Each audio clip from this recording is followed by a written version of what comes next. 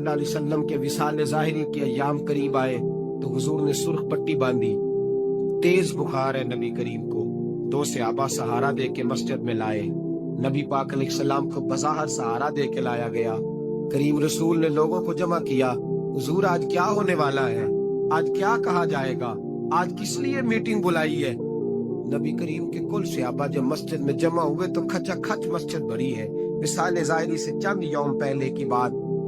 नबी पाक ने फरमाया आज तुम्हें कोई जिहाद की तरगीब नहीं देनी, आज कोई नया पैगाम नहीं देना, आज तुम्हें बताना है कि रब ने अपने बंदे को इख्तियार दिया है, चाहे तो दुनिया में रहे चाहे तो उसकी बारगाह में हाजिर हो जाए। उस अब्द ने बारगाह रबूबियत की तरफ लौटने का इरादा कर लिया है। हजरत सिद्दीक अकबर रोने लगे तो सहाबा ने कहा तुम्हें क्या हुआ। कहने लगे समझ नहीं रहे, किसी की बात नहीं कर रहे, नबी पाक तो अपनी बात फरमा रहे हैं, उसने जाने का इरादा कर लिया। सुनिए मेरे भाई, महबूब पाक ने फरमाया भाई किसी शख्स को मेरी तरफ से कोई तकलीफ पहुंची हो तो बदला ले सकता है, बदला ले सकता है। किसी को तकलीफ पहुंची, सहाबा फूट के रोने लगे। महबूबा करम ही करम हुआ है, रहमत ही रहमत आई। आपके बारे में गुमान करने वाला भी दायरा ईमान से निकल जाए। हुजूर आप क्या फरमा रहे हैं। फरमाया नहीं भाई उठो। पीछे से जनाब अकाशा बिन मोहसिन उठे, हाथ कांपते हैं आगे बढ़े। कहने लगे या रसूल अल्लाह, एक जंग के मौके पर आपने दुर्रा मारा था, नंगी पीठ पर सफे सीधी कराते, बात दिल में रह गई है, मैंने बदला लेना है। नबी करीम ने फरमाया बिलाल दौड़ के जाओ, फातिमा के घर दुर्रा पड़ा है, दुर्रा लाओ। सैयदना बिलाल हबशी कहते मैं गया, दस्तक दी, सैयदा तैयबा ताहिरा हजरत फातिमा फरमाने लगी बिलाल कैसे आए हो। अम्मा जी वो दुर्रा चाहिए था। सैयदा को तशवीश हुई, कहने लगे बिलाल ना तो जंग पे जाना है, ना जिहाद है, ना कोई ऐसा मौका है, हुजूर की तो तबीयत मुबारक बज़ाहिर बड़ी अलील है, दुर्रा क्या करेंगे। हजरत बिलाल अर्ज करने लगे अम्मा जी एक सहाबी बदला लेने लगे हैं। साहिब तबकात ने जुमले लिखे हैं, कहते हैं बीबी साहिबा ने दुर्रा भी दिया और इमाम हसन हुसैन को भी बाहर निकाला।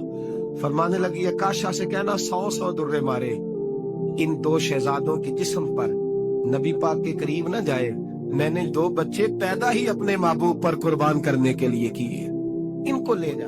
हजरत बिलाल कहते मैं 2 शहजादे लेके आया और जब दरवाजे में मैं लेके पहुंचा तो नबी पाक ने देखा तो आंखों में आंसू आ गए। फरमाया इनको बिठा दो, मुझे पता है फातिमा ने क्या कह के भेजा है। हजरत सैयदना बिलाल फरमाते दुर्रा मैंने जनाब अकाशा को दिया। हजरत अकाशा दुर्रा लेके आगे जो बढ़े तो हजरत अबू बकर सिद्दीक ने उनके पैरों पे हाथ रखा। फरमाया अकाशा मेरी तरफ आ यार, मुझे मार दुर्रे, नबी पाक के करीब ना जा। मुस्तफा करीम ने फरमाया अबू बकर तू हट जा, इसे आने दे। फरमाते मैं चंद कदम आगे गया तो मौला अली शेर खुदा ने मेरे पैर पे हाथ रखा। कहने लगे अकाशा सोच तो सही तू क्या कर रहा है। हुजूर ने फरमाया अली हट जाओ, मेरा और उनका मामला है। जनाब अकाशा आगे बढ़ रहे। नबी करीम ने फरमाया मैं अपनी उम्मत को दर्श देना चाहता हूँ, खबरदार खबरदार जिंदगी में तुम्हारे हाथ से जुबान से किसी को तकलीफ ना पहुंचने पाए, खबरदार। याद रखना वो माशरे बिगड़ जाते हैं, वो माशरे तबाह कर दिए जाते हैं जहाँ जुल्म होता है, जहाँ ज्यादती होती है, जहाँ लोगों को सताया जाता है। महबूब करीम के करीब आए हजरत अकाशा का, हुजूर मेरी पीठ नंगी थी, आप भी जरा कपड़ा हटाइए। नबी करीम ने पीठ से कपड़ा हटाया। जनाब अकाशा ने दुर्रा जो उठाया तो सहाबा की चीखें निकली। हजरत अकाशा ने दुर्रा दूर फेंका, हुजूर के बतने अतहर से लिपट गए, चूमने लगे। कहने लगे हुजूर वो तो सब सीधी कराते लाग गया था, आपने कहा मारा था। या रसूल अल्लाह मैं तो बहाना बना रहा था कि जाती दफा मुझे वजूद चूमने का मौका नसीब हो जाए, मुझे ये मौका नसीब हो जाए। मेरे हबीब ने फरमाया जिसने जन्नती देखना हो मेरे अकाशा की जियारत करने। भाई इस्लाम का दरवाजा खुला हुआ और लोग भूल जाते हैं ज्यादती करते, वो बहू से ही क्यों ना करें, वो अपने घर के भूल जाते हैं कि शायद पूछने वाला कोई नहीं, शायद मेजान नहीं लगेगा। ईरान के बादशाह ने अपने बेटे को पढ़ाने के लिए एक उस्ताद साहब का बंदोबस्त किया। उस्ताद साहब को कहा कि मेरे बच्चे को दीन पढ़ाइए, मैं चाहता हूँ कल इसने इनाने हुकूमत को संभालना है तो ये दीन से आगाह हो जाए, इसको कुछ सिखाइए पढ़ाइए। बहुत नेक बुजुर्ग बड़े दरवेश आलिम पढ़ाने लगे, असबाब मुकम्मल हो गए, दीन के असबाब कुरान मजीद पढ़ाया, अहादीस तैयबा का दर्स दिया, उसूल फिक़ह से रूशनास कराया। जब बच्चे ने मुकम्मल तालीम हासिल कर ली اور آمین ہو گئی، دستار ہو گئی، فارغ ہو گئے، تو پھر ایک دن استاد صاحب نے کہا بیٹے کل تم نے ضرور آنا ہے، کچھ بات کرنی ہے۔ شہزادہ گیا ملنے استاد صاحب سے، استاد صاحب نے کنڈی لگا لی، ہاتھ میں درہ پکڑ لیا، مار مار کے پورے وجود کو زخمی کر دیا، کوئی غلطی نہیں، کوئی بات نہیں، مارا۔ اب بچہ آیا آ کے بادشاہ سلامت سے کہا کہ ابا جی سمجھ نہیں آئی، بڑا مارا ہے استاد۔ تو سیانے تھے نا بادشاہ، یہاں تو قاری صاحب روز کٹہرے میں کھڑے ہوتے، مولوی صاحب آپ نے میرے بچے کو کیوں مارا ہے؟ آپ 8,000 کے مولوی ہیں، میرا کئی کروڑ کا بچہ ہے، سویرے بدل لیں گے، خبردار آپ نے بچے کو ہاتھ لگایا۔ اپنی حیثیت میں رہے معاذ۔ جو قومیں استادوں کو کٹہروں میں کھڑا کرتی ہیں وہ ترقی نہیں کر پاتی، جو استادوں کو کٹہروں میں روز کھڑا کرتی۔ کہا ابا جی بڑا مارا ہے، تو والد بڑے سمجھدار تھے، کہنے لگے بیٹا استاد باپ ہوتا ہے، وہ زیادتی نہیں کرتا، کوئی بات ہوگی میں تیرے استاد کو کٹہرے میں نہیں بلاؤں۔ اماں سے بات کی، اماں کہنے لگی بیٹا میں تیرے باپ سے کیسے بات کروں، ڈرا۔ وقت گزر گیا، 22 سال بیت گئے، 22 سال گزر گئے، بادشاہ کا انتقال ہوا، شہزادہ تخت پہ بیٹھا، پہلا حکم یہ دیا کہ میرے استاد کو بلاؤ، پہلا حکم۔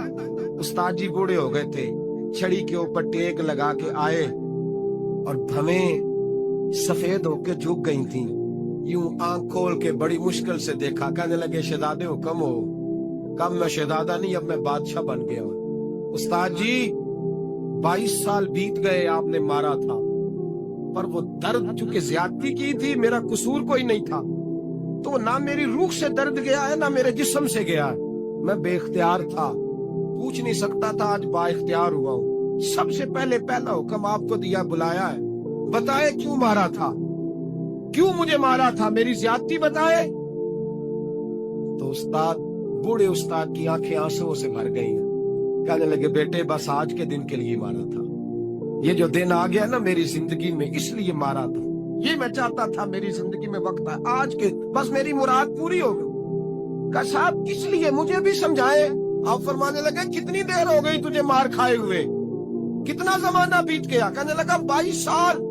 پر میں زخم بھولے تو نہیں، درد ختم تو نہیں ہوئی، تمہیں بات ایک منٹ کے لیے بھی تمہارے حافظے سے محو تو نہیں ہوئی؟ کہ استاد جی روز رات کو یاد آتی، روز خیال آتا تھا۔